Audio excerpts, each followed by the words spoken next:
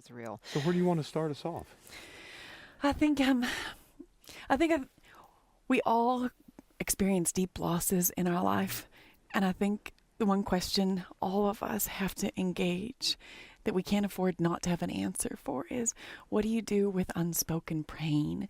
There isn't one thing more important than figuring out to live with your unspoken pain, with your unspoken brokenness. What does that look like in your own life? And you said unspoken pain.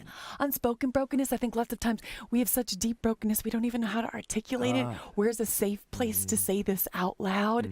And we also look at that word broken and go, well, I'm not broken. But if we slow down enough, think, I have unspoken brokenness. I have things that I don't feel really safe to lay out on the table. So that we all have deep pain that we just don't even know how to put into words sometimes. It does qualifies. It brings us to the table and it says, I'm broken, but look at Christ is all my strength. It's all Jesus in me. It's not me at all. Who wants to be around somebody perfect? I mean, no. And don't trust leaders who don't limp. Yeah. I mean, the people who've experienced deep brokenness have deep empathy for each other. And we look at the Beatitudes. Blessed are the poor in spirit, for theirs is the kingdom of God. Those who feel bankrupt and broken, that's when you get to the foot of the cross, and then it can all be Jesus from that point on. It is upside down. It's counterculture, and I believe that all deep theological truth is paradoxical. It says deep irony to it, but I pray it's the nails of the cross. It's upside down kingdom. What looks weak, when you look at that cross, it's actually the transformation happens in those broken places. That's where resurrection happens. But really, guys, who honestly would desire that? I mean, how do you want it? How would you desire it? I mean, it almost sounds like you're setting the table and nobody wants to eat it. Right? Well, but even Jesus in the Garden of Gethsemane, this is what's coming. Lord, I don't want it. I don't want it. Father, take it away. Yeah. You know? There's an honesty there. Isn't there? Deep honesty. So, Anne, how did this become your story? I think it's all of our stories. I think after 1,000 gifts, my heart broke with gratitude. I counted 1,000 things that God had blessed me with. But I'd also encountered so many other people who'd given thanks for hard things, deep brokenness, and saw how broken everybody's story was. We all experienced deep losses. And I think that was what I really wanted to wrestle out in the broken way is I've been given all of these gifts, all of this grace, all of these blessings from the Lord, yet I still have this brokenness. What do I do with my one broken heart? And we all have that. And if we don't have it today, you turn a corner one day and you experience deep loss. And what do you do with that? It's the nature of life, isn't it? It is this side of heaven. This is a broken and fallen world, and there is pain. Can you just touch on the specific broken, your unspoken broken? Yeah. So that listeners can understand. I think for me, the brokenness began sort of at the beginning. My very first memory is I was 4 years old and my 18-month-old sister was killed in our farmyard in front of my mother and I. She was crushed under the wheels of a truck.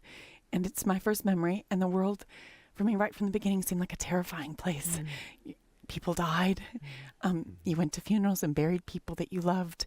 And that, for me, was the beginning of, I had ulcers by the time I was in grade 2. My mother was hospitalized in psychiatric wards all through my teenage years, processing deep grief and trauma. And I started cutting through my teenage years, trying to just get the pain out of my soul. Cutting. So I would actually take glass, like mason jars, jam jars out to the garage and drop them. All those shards of glass seemed to release something in me, and then pick up the shards of glass. And it's not suicidal per se, but it's the cutting to go ahead and release pain. I didn't know what to do with my pain. Cut into your own skin. Yeah. And now to realize, take the wounds I feel and press them into the wounds of Jesus. By his wounds I am healed. But that was a long process. But that's where the brokenness really began for me, and just wrestling. And the church, when I was 18, I was sitting in an evening church service, and a very well-meaning pastor, he made a joke about, at one point in time, he and his family used to live next to a psychiatric hospital, and he said, I lived next to the loony bin. And the rest of the congregation laughed. And in that moment, I felt such deep shame for what our family had been wrestling through. And the church isn't for the suffering, the church isn't for Christ. And realizing that shame is a bully and grace is a shield. Ooh, So say it- that again. Yeah, shame is a bully, but grace is a shield. And the church needs to be a safe place for the suffering and the broken to come and experience what the cross is all about. That Jesus takes all of our shame and our suffering and our brokenness and our sinfulness and exchanges that for deep grace and all of his righteousness. So When did you start to put that together? oh, that's a long process. I think though right at the time I wrote the pastor a letter and told him how ashamed I felt.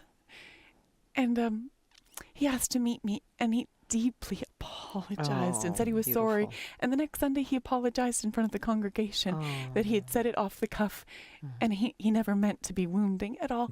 So I think the church is a place where we can be open and vulnerable about that caused me pain and us to be able to say, I didn't mean to do that. And there can be healing. And it was. It did. I look back at that experience and I'm so grateful that he was so open Yeah, he responded. with such warmth and Yeah. kindness. It didn't have to be that way. A lot of folks wouldn't have responded that way. So The He could have church. responded with shame. He could have Sure. been so ashamed of what he had done. And he wasn't defensive at all. And it was healing for the whole church to go, they laughed, but they didn't understand that there could be somebody sitting there that was painful for.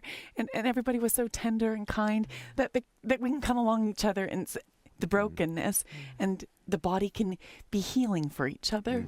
It should be a place where we get do-overs. In other words, It's I mean, true. of all places, What do you mean by that?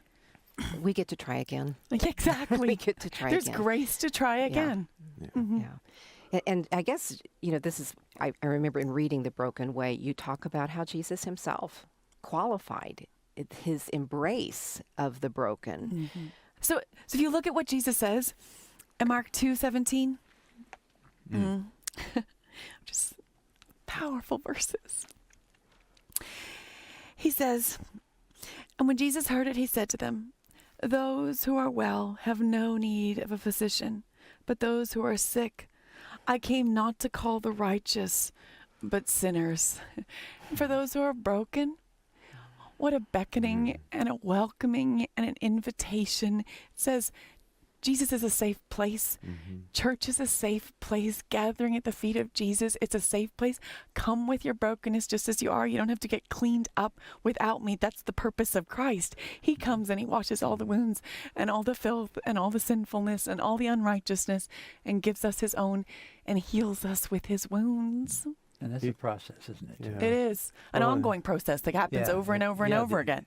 Oh, and that's what Isaiah was talking about when he said of Jesus prophetically, he bore our griefs and carried our sorrows. I mean, that's the whole picture right there of the cross and why he came.